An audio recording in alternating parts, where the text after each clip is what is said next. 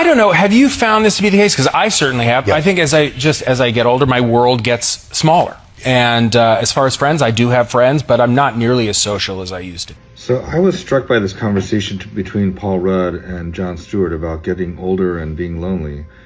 There's an epidemic of loneliness that is particularly hard for men in our society. And last week, I highlighted the 2023 Surgeon General report. And the day after, an article in the New York Times Magazine came out entitled, "Where Have All My Deep Male Friendships Gone?" by Samuel Graham-Felsen. In 2024, a study by the Survey Center on American Life found that 17% of men have zero close friends. That's more than a 5-fold increase since 1990. The number that had 6 or more close friends dropped from 55% in 1990 to 26% in 2024. I was struck that one thing that Mr. Graham-Felsen blamed was marriage and the modern concept of the romantic partner being a soulmate, encompassing all the emotional needs of their partner. He also blamed modern society's expectations of men, which prevents intimacy, and he provides evidence that this was different in the past. He also offered a touching story of how he went down the rabbit hole of podcasts alone, eventually listening to manly hosts like Joe Rogan. He was particularly influenced by a guest, David Goggins, who's become famous for picking himself up after a lifetime of being picked on and becoming a Navy SEAL. Goggins, for example, hates running, but he runs every day, partly because he hates it. He likes having command over his own body.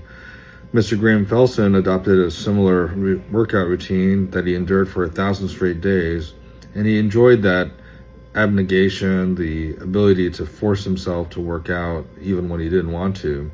He was in much better shape than he had ever been, but he realized he was as lonely as ever.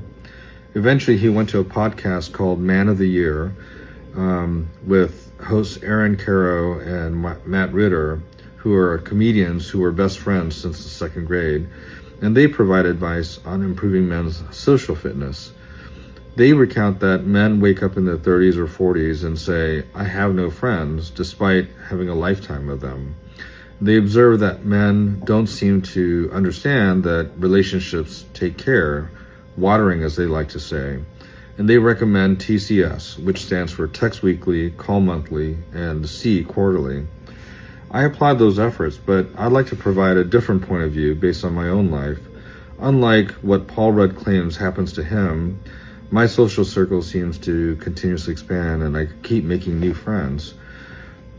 One difference from Mr. Graham-Felsen and the podcast hosts Caro and Ritter is that I don't focus only on male friendships.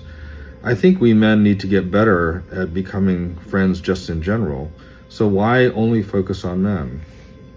One of my journalist friends has repeatedly asked me to write a book about how to be friends with women for men.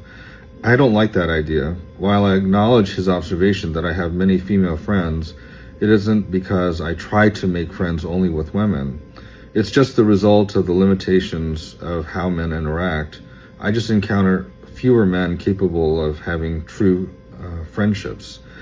My hope is that my own experiences may help someone else out there, and in the coming weeks, I'll be sharing some of the observations I've made over the years and a little bit about why I think it's easy for me to make friends, which I hope will make it easier for other people too.